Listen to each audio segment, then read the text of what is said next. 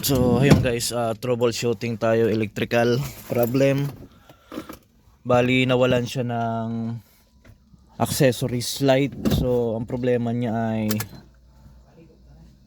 wala siyang backlight. Tapos yung sa gear shifting natin wala ring ilaw. Tapos yung park light natin doon sa harapan walang ilaw, yung sa likod wala rin ilaw yung park light natin, yung fog lamps wala ring ilaw. So ito troubleshoot natin to kasi ang nito ay electrical. So ayan, kung makikita nyo naka headlight na ako pero wala pa rin siyang wala siyang backlight. So wala rin ditong ilaw sa gear shifting niya. So yun ang kailangan nating ayusin dito. Troubleshooting electrical muna. So basic check up, mga fuse muna tayo. Check up ng fuses. So pag hindi nakuha sa fuses, so bali isa-isa natin itong babaklasin. Titingnan natin yung mga bulbs dyan sa likod kung buo pa yung bulb. Tapos tingnan natin yung bulb dito kung buo din.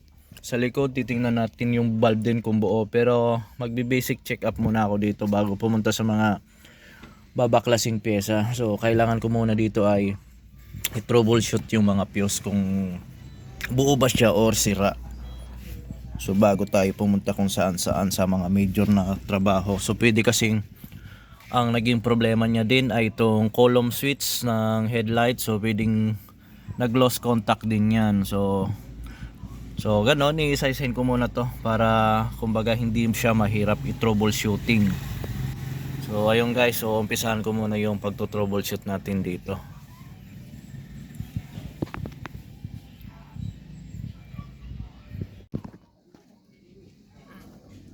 So ayun guys, troubleshooting na muna tayo, basic troubleshooting.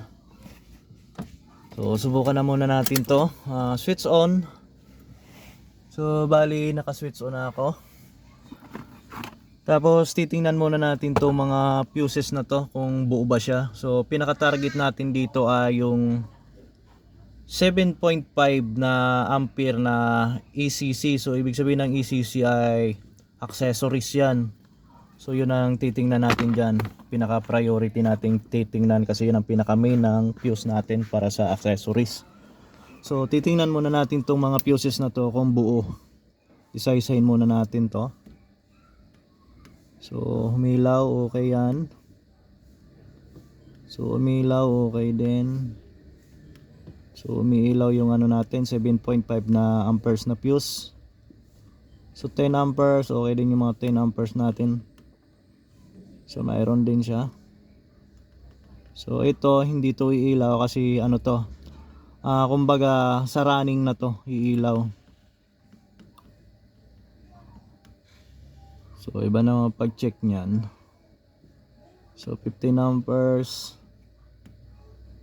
So yung ito kasing hindi umiilaw na to ay connected to sa 7.5 amperes ay na siya, starter. So magkakaroon lang siya ng power pag nag-redondo na tayo. Tapos ito namang 7.5 na nasa dulo sa heater sub.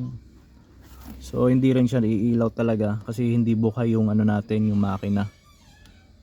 So yung umiilaw lang yung mga connected yan sa switch on ignition.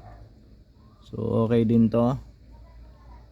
So itong isang natin 10 amperes sa debugger. So ito yung pinaka kailangan nating ma-trace dito, yung sa accessory. So okay din siya. So medyo maluwag. So diniin natin to.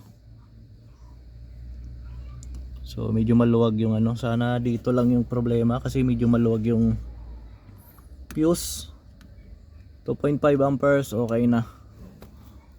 So medyo maluwag yung fuse natin, so nakaangat ng konti. Sige, subukan natin ulit ito. Switch on, ignition, kung okay na ba.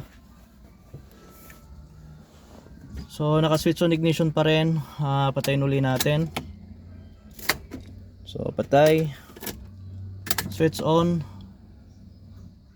Tapos start. So may start na tayo. Subukan natin ulitong park light.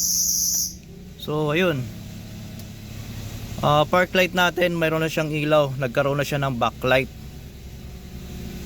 So nagkaroon na siya ng backlight, tapos mayroon na rin tayong fog lamps.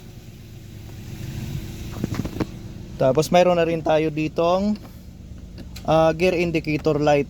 So okay na yung gear indicator light. So ang naging problema lang niya ay dito sa fuse box. Nagkaroon lang siya ng siguro katagalan na din, hindi siguro na ilagay ng maganda yung mga fuse. So may vibration ng kaunti, unti-unti rin siyang luluwag pagkatagalan. So ayun lang, basic check up troubleshooting ng electrical. So madali lang naman mag troubleshooting pag mga basic lang muna, basta wag kayong pupunta agad sa mga major na kung ano-ano.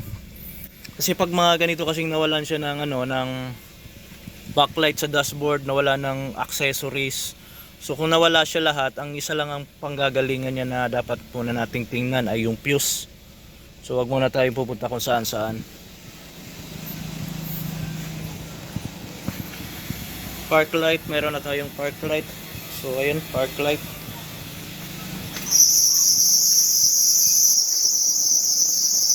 Fog light, mayroon na rin. Saka park light, okay na yan. So siguro extra ko na lang na gagawing service yung belt, siguro isasabay ko na lang i-retight kasi masyadong maingay. So pero ito okay na to. Yan. May backlight na tayo, saka park light indicator sa mga natin sa gear shifting. So ayun guys, okay na uli ang troubleshooting natin sa electrical. Salamat po ulit sa pagtitiwala sa Autorad Automotive Technician. Mga bossing, thank you po ulit sa inyo lahat. God bless po.